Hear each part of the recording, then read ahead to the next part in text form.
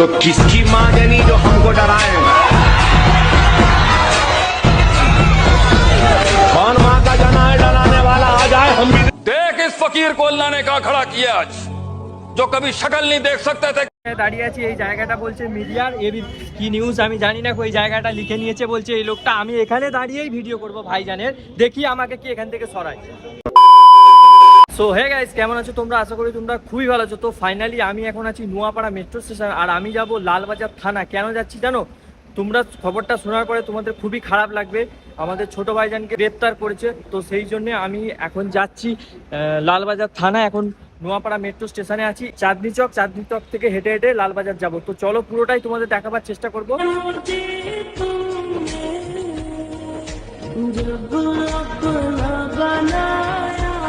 এখন চাঁদনি চকে চলে এলাম মেট্রো করে। তো এবার লালবাজারের দিকে হাঁটতে যাচ্ছি।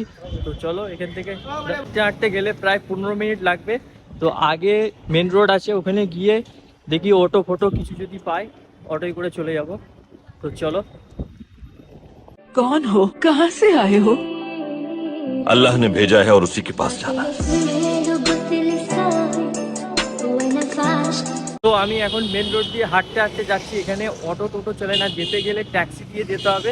তো ট্যাক্সি দিয়ে গেলে অনেক টাকা লাগবে, আর হেঁটে গেলে 5-7 মিনিট লাগবে। তো ফাইনালি আমি হেঁটেই চলে যাব, কোনো ব্যাপার। আমি এখন লালবাজারে চলে এসেছি, এই যে দেখতে পাচ্ছ বিল্ডিংগুলো, লালবাজারের বিল্ডিংগুলো দেখতে পাচ্ছ। তো যাই, গিয়ে দেখি সামনেটায় কি পরিস্থিতি হয়ে আছে। সামনেটায় আগে যাই, না গেলে তো বুঝতে পারবো। লালবাজার থানার সামনে দাঁড়িয়ে আছি, এই যে দেখতে পাচ্ছ। আর এই সাইডে সব রিপোর্টাররা এসে বসে আছে যে ভাইজান কখনই ফার্স্ট টাইম লালবাজারে এলাম, আর কোনোদিন আমি এখানে আসিনি। আর একটা খুশির খবর পেলাম যে 5টার সময় ভাইজানকে ছাড়বে। তো 5টা অবধি ওয়েট করবো, যতক্ষণ না ভাইজানকে ছাড়বে ততক্ষণ এখানেই থাকবো। তো হচ্ছে ভাইজানের আইনজীবী দুজনে এসে গেছে, আর দুজন আসবে, তারপরে ভেতরে যাবে। ভেতরে গিয়ে তারপরে ভাইজানকে বার করে নিয়ে আসবে।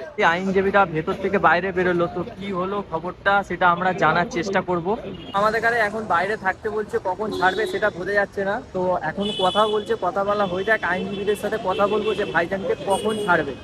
ছোট ভাইজানের আইনজীবীদের সাথে কথা বলে যেটা বুঝলাম যে ভাইজান এখন এই জেলে আছে কিনা সেটা কনফার্ম নেই। তো ভাইজানের যেসব আরও যারা আছে তারা খাবার নিয়ে এসছে, খাবার দেবে বলে ভেতরে যাচ্ছিল, তো ভেতরে যেতে দিইনি। তো এখন এটাই খবর বেরিয়ে আসছে যে ভাইজান এখন এখানে আছে না নেই, এটা কনফার্ম করার চেষ্টা করছে সবাই। তো চলো দেখা যাক কি হয়। কাল থেকে ভাইজান এখনো পর্যন্ত কিছু খায়নি। তো ভাইজানের গাড়িটা কিন্তু ভাইজানের এখনো পর্যন্ত দেখো যেরকম ভাঙা ছিল সেরকম ভাঙাই আছে গাড়িটা।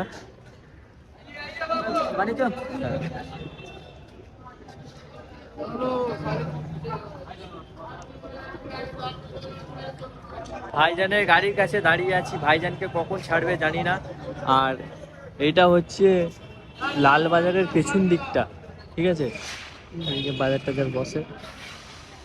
আবার কিছু লোক বলছে ভাইজানকে নাকি ছাড়বে না। তো খুব খারাপ লাগছে, কখন ছাড়বে জানি না ভাইজানকে যেন খুব তাড়াতাড়ি ছেড়ে দেয়। খবর এলো ভাইজান এবার বেরোবে, ঠিক আছে। তো সবাই দেখো এখানে রিপোর্টাররা সবাই ওয়েট করছে ভাইজানের জন্য, সব ক্যামেরা লাগিয়ে সব ওয়েট করছে। এখানে দেখো রিপোর্টাররা সব ওয়েট করছে ভাইজানের জন্য। আমি অনেক মিডিয়া দেখেছি, অনেক রিপোর্টার দেখেছি, 5 মিনিটের বেশি কথা বলতে পারে না। তো আমি এমন একটা মিডিয়াকে দেখাচ্ছি, দেখো প্রায় 10-15 মিনিট বলে ধরে একভাবে কথা বলছে। লোকটার ট্যালেন্ট আছে। স্বপ্ন তৈরির যে কারিগর নওশাদ সিদ্দিকীকে আটকে রেখেছে, তার কথা ভেবে তিনি আশ্বাস দিয়েছেন যে আমরা খুব তাড়াতাড়ি তাকে ছেড়ে দেওয়ার ব্যবস্থা করবো। সেটা কিছু বলেনি। আমাদের অ্যারেস্ট মেমোটা আমরা পেয়েছি, আমাকে দিয়েছেন অ্যারেস্ট মেমো আমাদের হাতে আছে। কি অ্যারেস্ট মেমো? 151 সিআরপিসি মোতাবেক অ্যারেস্ট করেছে। বিষয় হচ্ছে নওশাদ সিদ্দিকী সন্দেশখালী। নওশাদ সিদ্দিকী আরো একটা প্রোগ্রাম ছিল আমাদের নেতা, সেখানে বাসন্তীতে, সেখানে যাতে না যেতে পারে, যার কারণের জন্য রাজ্য প্রশাসন একটা আটকে দেওয়ার প্রবণতা ছাড়া আর কিছু দেখা বলে বোঝা যাচ্ছে না। এই নওশাদ সিদ্দিকীকে বারবার বিভিন্নভাবে আটকে দেওয়ার চেষ্টা কেন করছে শাসক? কারণ শাসক দল বুঝে গেছে, শাসক দল এটা বুঝে গেছে যে রাজ্যের একমাত্র একটাই বিধায়ক, ইন্ডিয়ান সেকুলার ফ্রন্টের একটাই বিধায়ক আছেন, যে বিধায়কের ফ্যান ফলোয়ার এবং ইন্ডিয়ান সেকুলার ফ্রন্টের যে মানুষের জোয়ার, এই জোয়ারকে আটকাতে গেলে নওশাদ সিদ্দিকী ভাইকে আটকে রাখতে হবে। এই দেশের যত কোর্ট এবং কোর্টের জাস্টিস আছেন, বিচারপতি আছেন, ম্যাজিস্ট্রেট আছেন, তারা জিন্দাবাদ। এবং কোর্ট যুগ যুগ জিও, সুপ্রিম কোর্ট যুগ যুগ জিও, ভারতের প্রত্যেকটা কোর্ট যুগ যুগ জিও, আর কনস্টিটিউশন সব থেকে উপরে জিন্দাবাদ। ফাইনালি ভাইজানের জন্য মালা চলে এসেছে, এই যে দেখতে পাচ্ছ। ভাইজান খুব তাড়াতাড়ি ভেতর থেকে বাইরে বেরোচ্ছে, আর ভাইজানের জন্য এই যে মালা রেডি। আমরা এখানে খুব এক্সাইটেড যে ভাইজান খুব তাড়াতাড়ি বেরোচ্ছে। আমরা যে গেটে দাঁড়িয়েছিলাম এতক্ষণ, ওই গেট দিয়ে কিন্তু বেরোবে না ভাইজান, তো পেছনে আর একটা গেট আছে, ওই গেট দিয়ে বেরোবে। তো চলো ওই গেটে যাওয়া, এখন পেছনের গেটেতে যাচ্ছি, ভাইজান বেরোবে এই গেট দিয়ে। তো চলো যাওয়া যাক।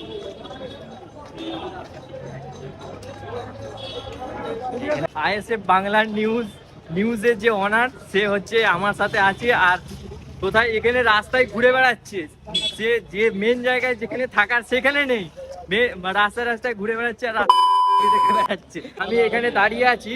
সো গাইস, আমি এখানে দাঁড়িয়ে আছি, এই জায়গাটা বলছে মিডিয়ার এবি কি নিউজ আমি জানি না, ওই জায়গাটা লিখে নিয়েছে বলছে এই লোকটা। আমি এখানে দাঁড়িয়েই ভিডিও করব ভাইজানের, দেখি আমাকে কি এখান থেকে সরায়।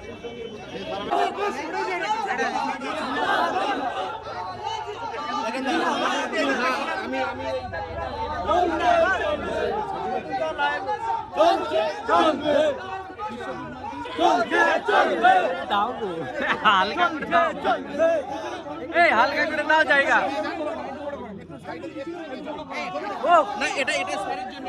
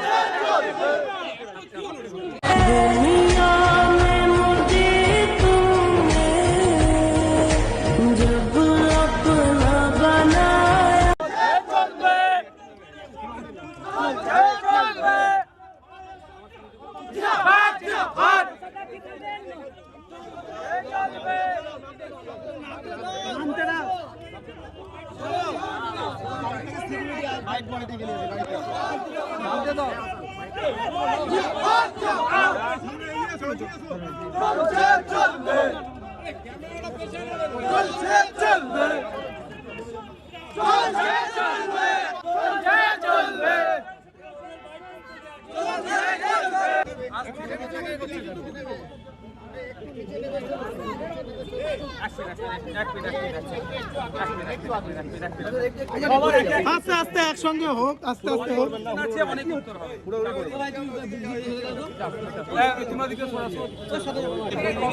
আমাদের পুলিশ বন্ধু যেটা হওয়া দরকার সেই আচরণ তাদের কাছ থেকে আমরা পেলাম না। যেখানে তৃণমূলের নেতারা বোর্ডে করে ধামাকালি থেকে বোর্ডে করে তারা সন্দেশকারীতে ঢুকছে, সেখানে আটকাত যারা অফিসাররা ছিল তাদের দ্বারাই ভায়োলেট হচ্ছে। তবে একটা কথা, আইনি লড়াই লড়বো। যে পুলিশ অফিসার আমাকে ওখানে আটকেছে, আমার দুটো প্রোগ্রাম ছিল, আমি ডিজির কাছে মেল করা ছিল, আমি প্রশ্ন করছিলাম যে আমাকে কোন প্রোগ্রামে আজকে দিচ্ছেন, যেতে দিচ্ছেন না কেন? প্রোগ্রাম আমার পার্টির ছিল, সেখানে যাইনি। এই সমস্ত বিষয়গুলো নিয়ে আমি কলকাতা হাইকোর্টে মারছি না।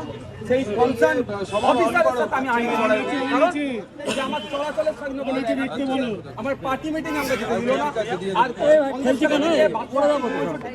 আমাকে অনৈতিকভাবে আটকালো, তার বিরুদ্ধে আমি আইনি লড়াই করবো। একটা কথা, ভয় পেয়েছে তৃণমূল, ভয় পেয়েছে, সেই জন্য বিরোধী নৌকা যেতে যাচ্ছে না। সন্দেশখালীতে গেলে সন্দেশখালী আদিবাসী মা বোনেরা পাশে এসে দাঁড়াতো, তাদের অভাব অভিযোগের কথা তাদের সাথে অন্যায়। ফাইনালি ভাইজান ছোট ভাইজানকে ছেড়ে দিল। ছোট ভাইজানকে আটকে রাখার মতো ক্ষমতা কারোরই নেই। সো দেখো ভাইজানকে কিরকম ভাবে ঘিরে, মিডিয়ারা ঘিরে রেখে কিরকম ভাইজানকে দেখছে, দেখো। জিন্দাবাদ, জিন্দাবাদ, জিন্দাবাদ।